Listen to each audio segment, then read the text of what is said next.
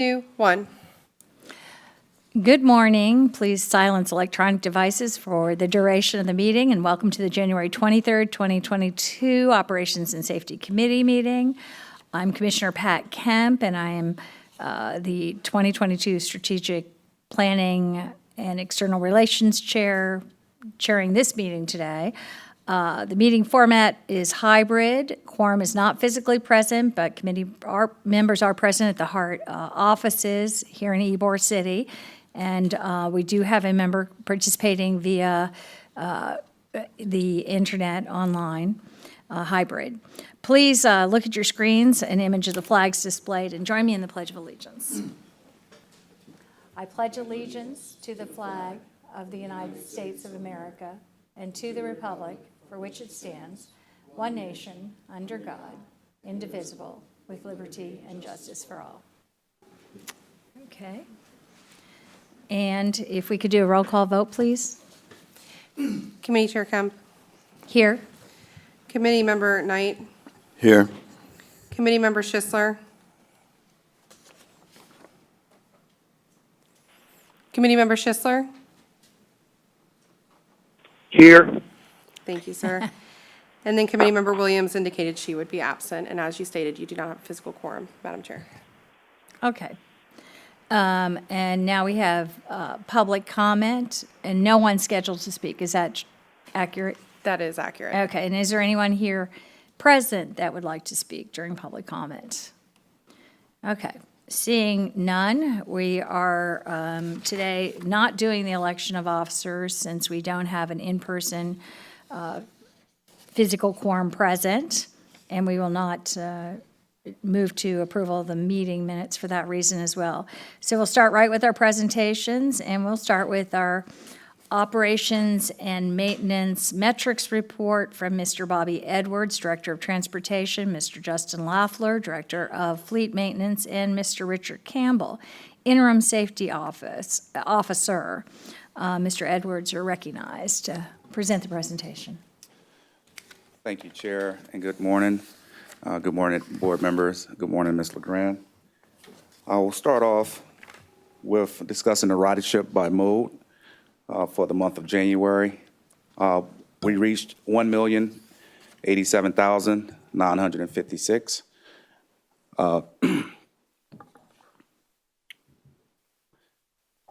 For fixed route bus, as you see in comparison to from December at 919,000.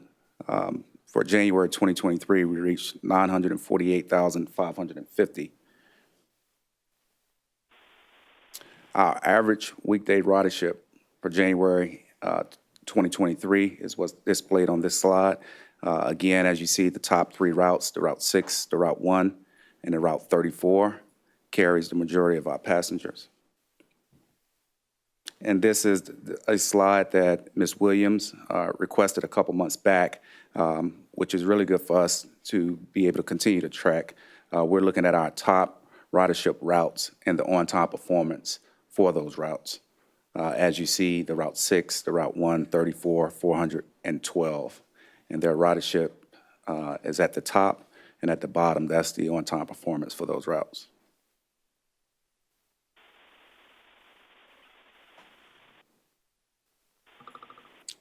So as we look at on-time performance, we're showing 71.8% system-wide, which is actually a typo. We were at 72.7% for January. And some of those things, we're continuing to look at our on-time performance to find ways to increase our on-time performance. Today, we had a new markup that's starting, and hopefully, with Mr. Alvarado and his group. They worked diligently on a new schedule for us to produce better running times, and hopefully we should see some positive results from that. Some of the adversity that we've dealt with is we're averaging about 60 detours a month. We know that traffic has been increasing, and then also we're also looking at our technology. We did a 6-week pilot with a vendor, which showed us that there is a possibility for about 8 to 10% increase as we look at our technology. Here, we'll look at the system-wide OTP trend by mode. The top line will show you streetcar. They were at about 99.5%. Under that, with the gray line, you'll see paratransit. They were at 93.4%. And then bus is down at the bottom with the blue line at 72.7%.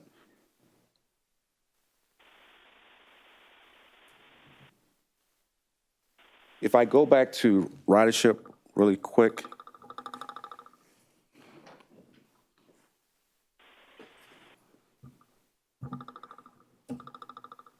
Let's just go backwards. Just forward back. Okay. I wanted to hit on that the streetcar did surpass its ridership numbers this month, around 119,000 in comparison to last month where it hit that record at 118. And a lot of that also we know is due to Gasparilla. We had about 16,000 riders that utilized streetcar and bus for Gasparilla. So I wanted to bring that to your attention. And our total ridership for the month of January increased about 31,000 from December to January. Lastly, as we look at our total trips for the month of January, we completed almost 100% of our trips. We were at 99.67% completion rate for our completed trips. And then the ones that we did miss that were partial trips and a few full missed trips was 0.33%. So that would conclude my presentation. Any questions? Any questions? I just have one. I'm just curious, for an event like Gasparilla, do we change the way we do service? We didn't change. We used the shuttle buses, of course, as well as the streetcar. And then usually what we do is we'll run service and they would ride and then we will bill the city. Usually the going to Gasparilla, you have loads of passengers coming on. It's not too bad, but leaving around 7 o'clock, that's where you probably saw about 10,000 folks trying to get on buses and streetcar. I didn't see it, but I can imagine that's Yep. true. Yep. Mhm. Yes. Okay. Yep. Thank you. Thanks.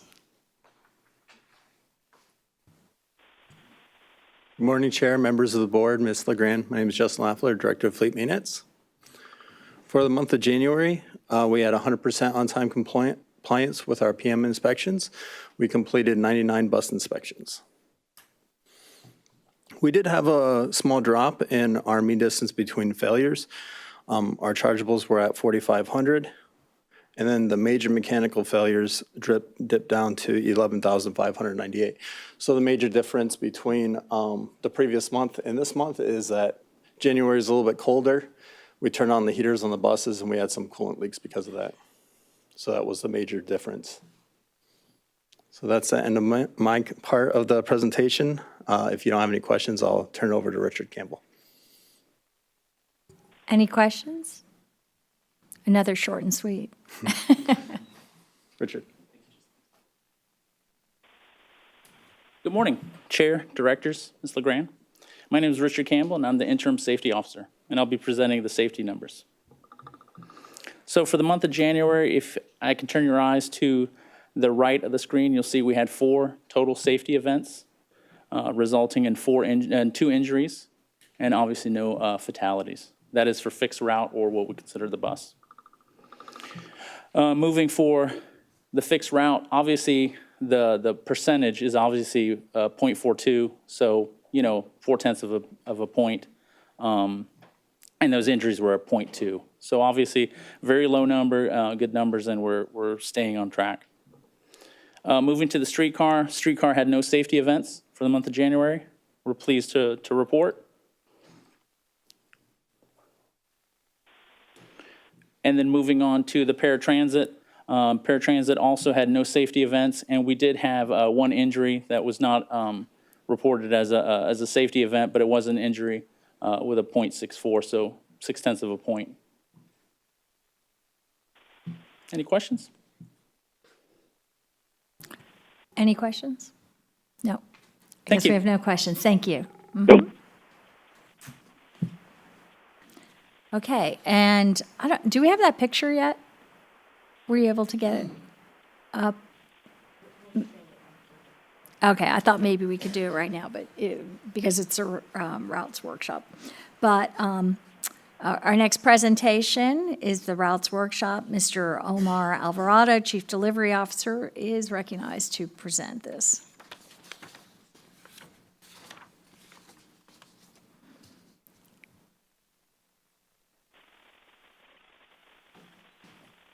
Morning, Madam Chair, members of the committee, Ms. LeGrand. So just going to go through a couple pieces in the system overview today, and just turn it over to you guys for questions. Really, this was supposed to be more of an interactive session with the group, but as you guys have questions, we'll go through it. So first thing, I wanted to really just dive into what's in not just your packets, but your handouts, which is the system map and then different versions of the system map based off of the frequency that we have in the system. So what you see in front of you is the entire system map on the fixed route side, showing all the places that we provide service to, including a couple cutouts for Pasco County and South County. You'll see a legend on the right-hand side just showing you color by color the different kind of frequencies that we provide. And those are some of the maps that we'll go over now. So in terms of 15-minute frequency, this is the best frequency we have in the system. Really just 2 routes on the fixed route side, the one in the 400, and the Tico streetcar that's running every 15, but starting with this past Sunday, every 12 minutes from 1 to 9 p.m. Friday, Saturday, Sunday. Going up a little bit from there is the 20-minute frequency route, so that's the 6 and the 34 that you see here in front of you. Next is our 30-minute frequency, so a little more routes on this side, the 12, the 16, the 39, the 42 and 45, 42, which is a loop. And then our biggest map is our 60-minute frequency. So like we've mentioned in the past, 2/3 of our system is on this map here. Every route from the 5 all the way down to, the 275 LX, our limited expresses and our flex in South County as well. From here, I'll turn it over to you guys. If there's any questions, if there's any routes specifically you want to go through and get any information, you'll find that in your packets that we have a route profile for every route in the system, giving you the on-time performance for last fiscal year, ridership, places it serves, major points of interest, things of that sort.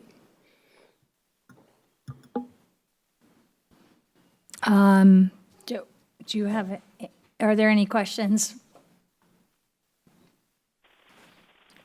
I guess there aren't any other questions, but I love it that this was done, and I look forward to delving into it deeper. But I think this is really excellent. I like having the big copy, as I said before, with all the colors. I felt like when I saw this during the last hour, it was Christmas. It's really good to have this and have this information. Yes, Director Knight. Good morning. Thanks for the presentation.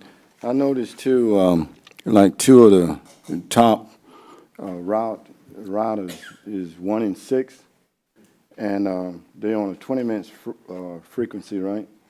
Of the routes and throughout the day, how many? How busy are they? If it went to like a 15 minutes, or are we getting all the people that need to be, or is it a wait, or is the buses full? Yeah, So what you think on that? Yeah, so the 1 is on a 15-minute, the 6 is on a 20-minute. The 1, the 6, the 400, and the 32, the 34 rather, as you guys heard Mr. Edwards earlier mention, 3 of our top 4 routes. So certainly more frequency is always better. I mean, if you just look at all of our ridership across the agency or across the system, the more frequency you see on a vehicle, the more ridership you're going to see. There's just a direct correlation there. So really, if there were a way to improve frequency on those routes, we certainly would. Obviously, another part of that piece also is the on-time performance, so making sure that we're adding, the adequate time when we need it and analyzing those on a quarterly basis to make those adjustments. So, yeah, certainly more frequency is always helpful. Thank you. Just for me, the one thing I like to point out, even with these top 15 and 20-minute routes, because people don't normally think of maybe Hillsborough Avenue or the Florida Avenue or Nebraska Avenue or the 6th through Temple Terrace as being, they think of them as city exclusive routes, because we've heard a lot of that, but all of them go into unincorporated county. And it's not necessarily, people don't expect that the lines end there or change there. So they all touch on unincorporated and go into the city as well. So just, or city of Tampa as well, and Temple Terrace. So just for the record. And I guess with that, I have to see my script here. I guess this is the end of the routes workshop for, yeah, okay, okay. So thank you for that presentation. Thank you very much. And thanks for all the information. I look forward to when we can go through a more robust, oh, okay. I was asking for this. That's a thing of beauty. I mean, look at that. That's our bus. It's sitting right out front here in Ybor City. We're right down at Ybor City, right where the entryway gates are. But look at that. That is our bus for. And what route does this go on? Do we switch it up, or how do we do that? We switch it up and we let it circulate throughout the system. I don't know, Mr. Drainville, do you want to give any more details than that, or that's sufficient? Yeah, so we plug it in throughout the system, and we keep, even though it's the Black History Month bus, we keep it in circulation for the entire year. So it's not like we that's pull it great out. too. I'm glad to Yeah, hear so that. we keep it in circulation for the So entire year. we should do spotting for this bus around everywhere. And I was just educated out there. Miss Williams gave me some information on this, and she told me that Maya Angelou, who most of us think of as poet Maya Angelou, actually was did the streetcar, was the streetcar operator in San Francisco at age 16. Isn't that incredible? So I thought that was an incredible piece of history. And if you see, we're seeing one part of the bus here, but the other side has 3 other figures on it. So this is, and all of them have a tie to transportation. Very, very good. I really enjoyed running out there and seeing it. So I'm glad that we could have it up on the screen too. Great, thanks. And with that, we'll go to old business. New business? Okay, we're adjourned. That is